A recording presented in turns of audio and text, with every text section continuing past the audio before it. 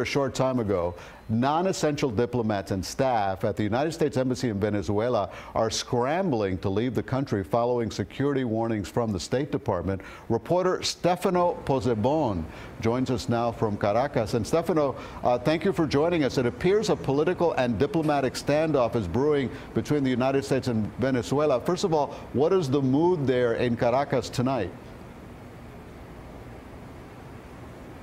Yes, Elliot, it really seems that this escalation doesn't manage to cease to climb up, and this crisis is still very much brewing up. Here in Caracas right now, Elliot, the mood is of calm and tense expectations. Yesterday, the opposition, anti-Maduro opposition here, seized the moment with that historical swearing ceremony by the president of the Venezuelan parliament, Juan Guaido, while today it was the government's turn to react. We have seen various branches of the state pledges their allegiance to Nicolas Maduro. And on the side, but very much in the heart of the dispute, is the standoff around the U.S. embassy, the American embassy here in Caracas, with the Department of State first saying that they were staying here and they were not recognizing the Maduro government's order to evacuate,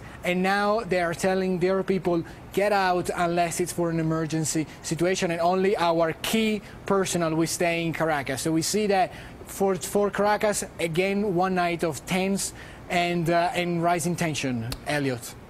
Stefano, what is your sense of the safety of American diplomats there in Caracas and in other parts of Venezuela amid this turmoil?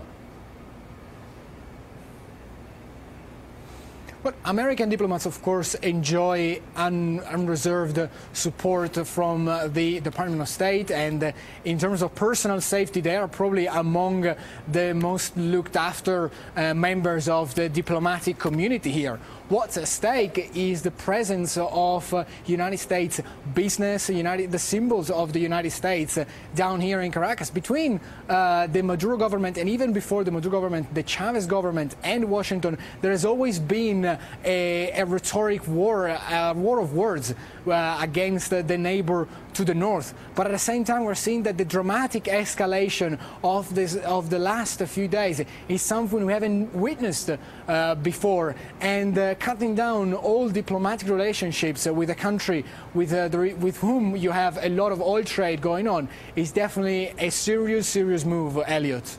Very much. Stefano Pozzebon reporting live from Caracas, Venezuela. Thank you very much for that insight.